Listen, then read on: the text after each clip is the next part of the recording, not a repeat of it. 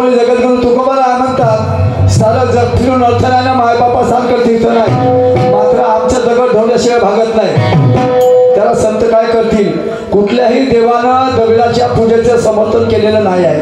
कुठलाही संत तुकोबारायापासून एकनाथापर्यंत, नामदेवापासून तर गाडगे महाराजापर्यंत कुठल्याही देवाने याचं समर्थन केलेलं नाही, तरी आमची पूजा बंद होत नाही। गणेश भगवान म्हणतात आई बापापेक्षा श्रेष्ठ दैवत नाही, त्यांना याच गोष्टीवरून पहिल्या पूजेचा मान मिळाला। आणि मग तुकोबाराय सुद्धा म्हणतात की सारं जग फिरून अर्थ नाही आणि आई बापा सारखं तीर्थ नाही। किसी की यादों में शर्मिला तो दिए जलते हैं, कहना है किसी की यादों में शर्मिला तो दिए जलते हैं। कभी पत्थरों पे खिलने वाले फूल आज किसी की तुरबत पे खिलते हैं। किसी की यादों में शर्मिला तो दिए जलते हैं, कभी पत्थरों पे खिलने वाले फूल आज किसी की तुरबत पे खिलते हैं। अरे मिलने को तो मिल जाते हजारों लोग यारो दुनिया में, पर माँ बाप ऐसी दौलत है जो जिंदगी में एक बार मिलते हैं, जो जिंदगी में एक बार मिलते हैं, तरी आमच्या लक्षात येत नाही। म्हणून तिसरा रुणी मिळत्या शहीदाच्या, ज्याने दिवस दाखविला तो स्वातंत्र्याचा, पाश तोडून गा पारतंत्र्याचा, आला मोकळे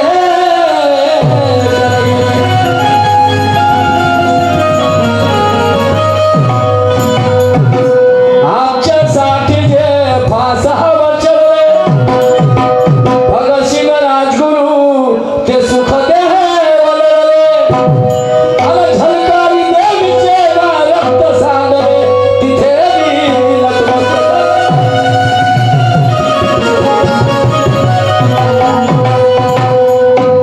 शाहू छत्रपती गा ते फुले कबीरा,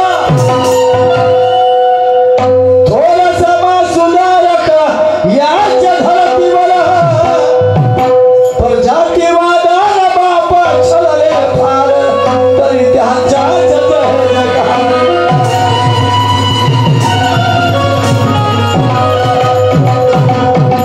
वस्त्रराम झाले दिवंगत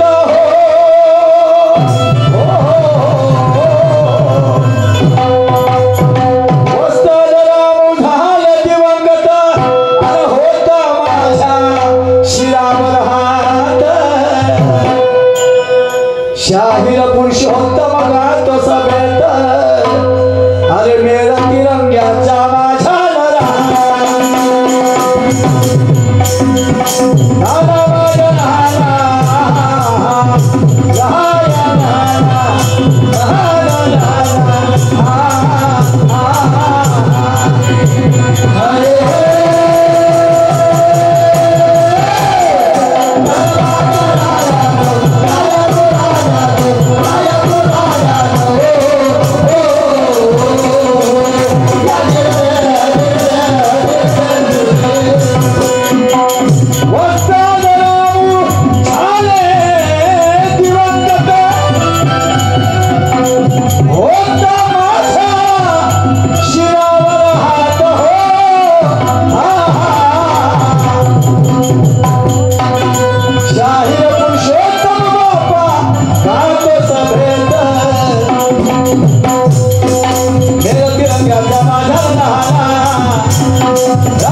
नाना, राया नाना, नाना नाना, अरे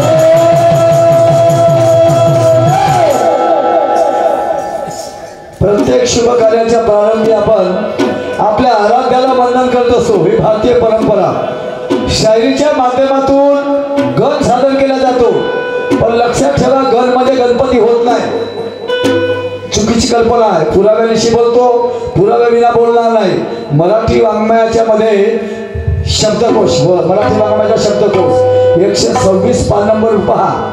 गण म्हणजे लोकांचा समूह।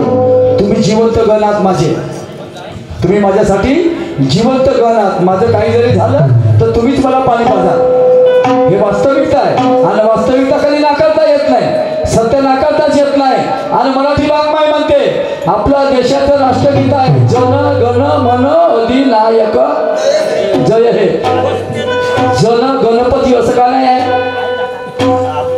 काय? जन गणपती असं का नाही आहे? जन गण मन अधिनायक दे. जन म्हणजे लोक, गण म्हणजे लोकांचा समूह, आणि मन त्याचा अधिनायक. आधी मन घाले हाती मग पूजा गणपती. वास्तविकता आहे. आणि म्हणून तुम्ही आपल्या गण म्हणून आपल्या आईवडिलांची पूजा करू शकता. हे तर दुर्भाग्य आहे म्हणा आपल्या लोकांचं. कोणीच करत नाही. या काळामध्ये आम्हाला मायबापापेक्षा कुत्र श्रेष्ठ आहे. हो, म्हातारपणी जायचं बोट धराची सरव वाटते. कुत्र्याची साखळी धराची मात्र लाज नाही वाटत. त्यांनी 1 किलोमीटर फिरवायला येते. सांगते बँकेत बाबू असा गदाळखाना भरलाय भारतामध्ये. सांगते बँकेमध्ये बाबू कुत्र्याची साखळी धरते, मायबापाचं बोट नाही धरत. कपडे कसे, हा बाप मला शोभल का, मी बँकेचा बाबू, मी साहेब वगैरे वगैरे. तुझ्या खाण्यात माती पडू साहेबाच्या लेखा. संडास केली असेल तरी मांडीवर नाही फेकले तुले. संडास केली असेल त्यांच्या अंगावर कपड्यावर तरी त्यांनी विष नाही मानली. आणि त्यांचा नाव आहे मायबाप. तुले बोट धराची सरळ वाटते. त्यांचंच बोट धरून चालायला शिकलो आम्ही. त्यांच्यामुळे दुनिया दिसली. आणि म्हणून आमचे गणेश भगवान म्हणतात माय बापापेक्षा श्रेष्ठ दैवत नाही. म्हणून काय म्हणतात या ठिकाणी मी सोचून आलो वेगळं. आमच्या बंधूंनी वेगळाच विषय काढला. 20 वर्षाच्या आधी मी या स्टेजवर गण म्हटला होता. आणि त्याची इच्छा आहे की मला तो गण ऐकायचा आहे. तर मी त्यांच्यासाठी आता तो गण बदलतो. मी जो म्हणणार होतो तो गण मी म्हणत नाही. आणि भाऊनी सांगितलं तो गण मी या ठिकाणी सादर करतो. पुरातन चाल आहे. आणि 20 वर्ष आधी मी या ठिकाणी गायला होता. त्यांना अजूनही आठवण आहे. तर तो गण मी गातो. ठीक आहे, तुमची इच्छा.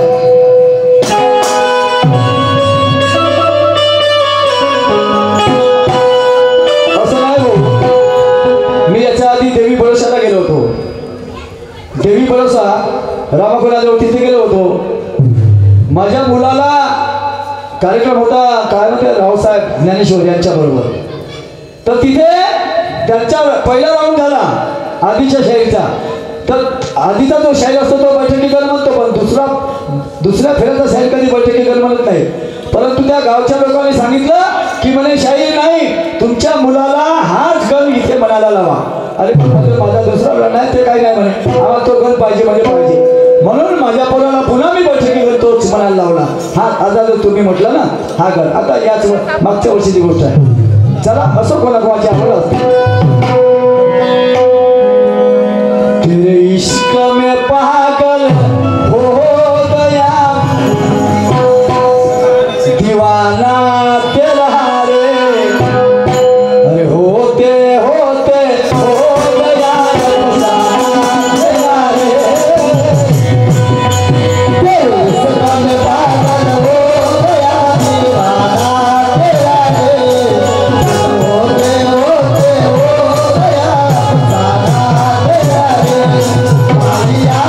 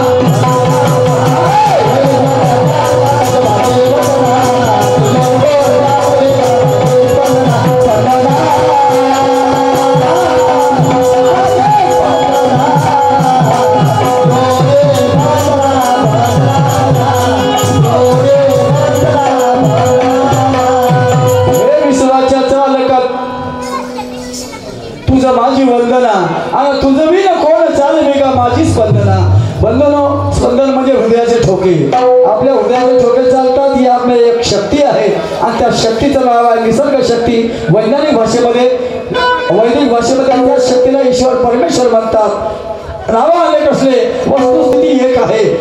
मनुष्य प्राणी हा जगाच्या पाठीवर आशादायी आहे. आशेवरच सगळ्यांचं जीवन आहे. आशादायी माणसानं असावं, पण त्या आशेला कर्माची जोड पाहिजे. आशेला कर्माची जोड नसेल तर आनंद कुठलाही असो, देव कुठलाही असो, तो तुम्हाला मी गॅरंटीने सांगतो तो कधी तुम्हाला सहाय्य होऊ शकत नाही. तुम्ही किती काही नारळ फोडा आणि किती काही शेतून लावा, कोणताच देव तुम्हाला सहाय्य होऊ शकतच नाही. तुम्ही डोकसकाने फोड तरी तुम्हाला तो सहकार्य करू शकत नाही. केव्हापर्यंत? जोपर्यंत तुम्ही कर्तव्यनिष्ठ व्हाल नाही तोपर्यंत. म्हणजेच तुकडोजी महाराज म्हणतात आपल्या अभंगामध्ये, भाव तिथे देव ही संताची वाणी. पण आचारा वाचून पाहिला का कोणी? आम्ही भाव तिथे देव ही संताची वाणी एवढं धरलं आणि आचारा वाचून पाहिला का कोणी? हे सोडून दिलं. काहून का? कष्ट करायचे वेळ लागते. ईस्टर चर्चिल इंग्लंडचे प्रधानमंत्री जेव्हा आपल्या देशावर आले होते, इंग्रजाचं राज होतं, 129 वर्ष आपल्या देशावर राज केलं इंग्रजांनी. तर त्यामध्ये डॉक्टर ईस्टर चर्चिल जेव्हा आले या देशामध्ये, तर आपल्या भारताचे पहिले पंतप्रधान सरदार वल्लभभाई पटेल. तुम्ही म्हणाल शाहीर का बोलून राहिला? बरोबर बोलतो. आपल्या देशाचे पहिले पंतप्रधान नेहरू नाही, आपल्या देशाचे पहिले पंतप्रधान सरदार वल्लभभाई पटेल होते. ते कसे झाले काय झाले हा सांगायचा भाग नाही आहे, मी नंतर सांगेन. तुम्ही 150 वर्ष राज्य म्हणता, मी 129 वर्ष बोललो ना. मी अभ्यासाविषयी बोलतो, बिना पुराव्याने मी बोलत नाही. अभ्यास ठेवतो. एखादा कोणी असेल ज्याची इच्छा असली की मला शाहीरला विचारायचं आहे तर मी त्याला सांगू शकतो. पण राऊंड झाल्यानंतर तर म्हणून त्याने विचारलं, मुलाखत घेतली. म्हणे का हो आमचा देश कसा वाटला? तुम्ही इतके वर्ष झाले आमच्या देशावर राज्य करता, कशा आहे? म्हणे तुमचा देश बरोबर आहे, सगळ्या काही गोष्टी आहेत, मात्र तुमच्या देशामध्ये वैचारिक गुलामी जास्त आहे. तुमच्या देशामध्ये वैचारिक गुलामी जास्त आहे आणि विज्ञानवादी लोक कमी आहेत. तिसरी गोष्ट, तुमच्या देशातले लोक आळशी जास्त आहे म्हणे. हे त्याचं विधान आहे, माझं विधान नाही.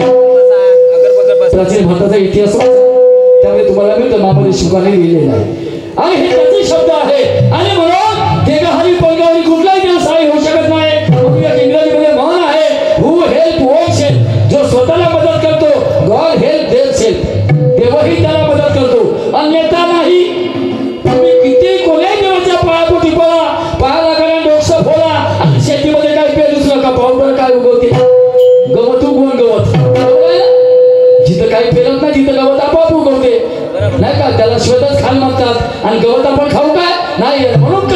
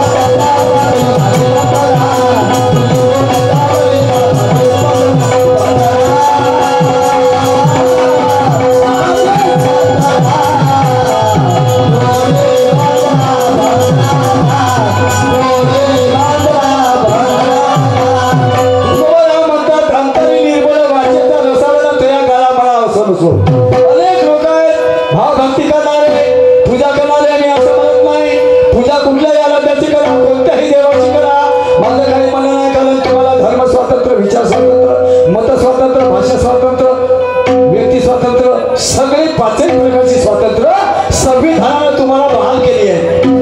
कोणती तुमच्या स्वातंत्र्य हिरावू शकत नाही. कोणत्याही धर्मात करा, कोणत्याही आराध्याची पूजा करा, तुम्हाला मोकळीक आहे. परंतु कुठल्याही धर्मात जाल, आता अनेक लोक धर्म परिवर्तन करतात, अनेक लोक धर्म परिवर्तन करतात. पण मला सांगा, धर्म परिवर्तन केल्याने काय होणार आहे? जोपर्यंत तुमच्यामध्ये माणुसकी, माणसं धर्माला येतात, हो माणुसकी मिळवावी लागते. माणसं धर्माला येतात, माणुसकी धर्माला येत नाही. माणुसकी मिळवा लागते, पैदा करावं लागते, तयार करावं लागते. त्या संस्कारामध्ये आली पाहिजे, आचरणात आली पाहिजे. नुसती विचारात असल्यानं चालत नाही. समजलं का? विचारातही आली पाहिजे, तर आचरणातही आली पाहिजे. जोपर्यंत आचरणात येत नाही तोपर्यंत माणुसकीला काही अर्थ नाही आहे. समजलं काय? म्हणून तुकोबरा म्हणतात, अंतरी निर्मळ वाचेता रसाल अनेक लोक असतात चंदनवादी, नाही का? महान भंगारपट्टा लावून घेतात मस्तकावर. दर्शनीय भाग सोडा, आंतरिक भाग पकडा. आंतरिक तुम्ही अंतरातून कसे वागता याला जास्त महत्व आहे. नुसतं चंदन लावल्यानं तुम्ही काय भक्तिवान होत नाही. समजलं काय? हे लक्षात ठेवा. आणि म्हणून तुकोबरायांनी सांगितलंय, साधू ओळखावा कैसा. साधू ओळखावा. आता अनेक लोक आहेत त्या ठिकाणी. आज तर देवाला धर्माला मंदिर तर सगळे दुकान झाले आहे. हो, काय अर्थ आहे त्याच्यामध्ये? चांगला विचार करा. आपल्या केल्या कुंड्याची पुस्तकं वाचा. तुम्हाला सांगतो, पुरहिताची पुस्तकं वाचूच नका. पागल व्हायचं असेल तर त्यांची पुस्तकं वाचा, आणि शुद्धीवर यायचं असेल तर त्याला लिहिलेली पुस्तकं वाचा. लक्षात ठेवा. मामा देशमुख वाचा, धनराज दहाट वाचा, चंद्रपाल वानखेडे वाचा, अनेक लेखक आहेत तुमचे. गोविंदराव पानसरे वाचा, शिवाजी कोण होता, नरेंद्र दाभोळकर वाचा.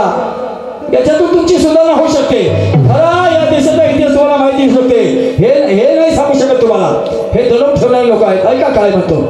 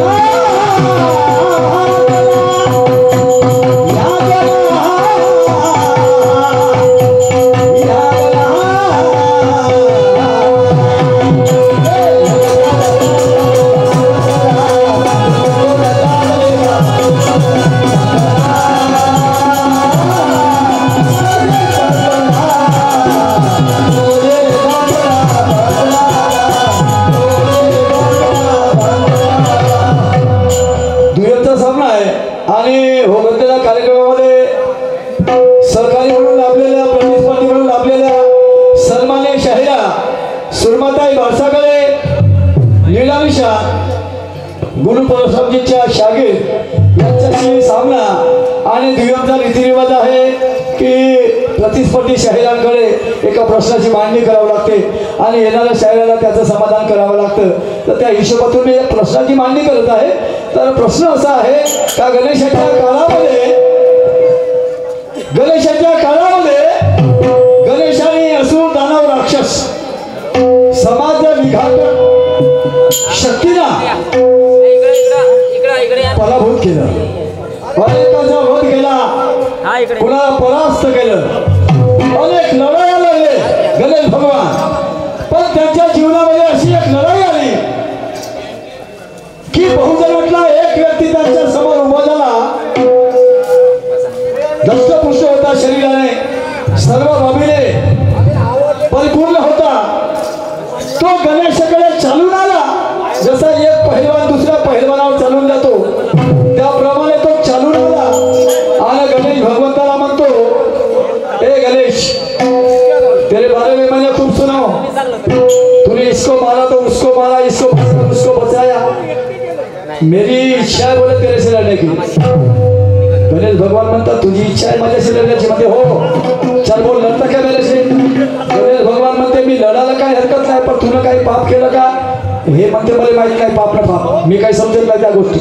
तू लढताय का माझ्याशी बोल. गणेश भगवान म्हणते, मी तुझ्याशी विनाकारण लढत नाही, तू काही पाप कर, काही अधर्म कर, ते जेव्हा मला पटणार नाही तेव्हा मी तुला सोडणार नाही. तेव्हा मी तुझ्याशी युद्ध करील, तुला मारील किंवा मी मरील, काही होऊन जाईल. तो नंतरचा प्रश्न आहे. परंतु मी असा विनाकारण तुझ्याशी लढत नाही. तर तो व्यक्ती म्हणते गणेशाला, सांग म्हणते कोणते पाप करू? अबे म्हणते, पागला, मी का सांगू तू कोणते पाप करू? तुला काय करायचं कर, जे मला पटणार नाही तेव्हा मी तुझ्याशी नाही म्हणजे तू सांगण्यामध्ये मी नाही सांगत. असं करता करता ते भानगड चालत राहिले. शेवटी एक वेळ अशी आली का त्या दोघांचं युद्ध झालं. दोघांचं युद्ध झालं. तर मला विचारायचं हे आहे, शाहीर साहेबा, त्या व्यक्तीचं नाव काय ज्याचं गणेशाशी युद्ध झालं? त्या व्यक्तीच होतो शंकर. फक्त नाही सांगायचं, हे इकडची गोष्ट मला माहित आहे. त्या दिवशी म्हणे कोण वरे द्वारपालावर ठेवलं होतं म्हणे गणेशाला, तर शंकर. मी शंकर तिचं नाव तरी घेतो का? हा, परशु तो माझ्या शाळेमध्ये परशुरामा सांगत. मी परशुरामाचा संबंधच काय आहे हे आम्हाला माहित आहे. ह्या गोष्टी सगळ्या लोकांना माहित आहे. मी ते विचारीन का? ते नाही. बहुजनातला एक सर्वसामान्य व्यक्ती होता, तो चालून आला गणेशावर. पण त्यांचं शेवटी युद्ध झालं. तर कोण्या कारणासाठी झालं? तो व्यक्ती कोण आणि त्याच्यामध्ये हारला कोण, जिंकला कोण, एवढं तुम्हाला सांगायचं आहे. ऐका मी काय म्हणतो.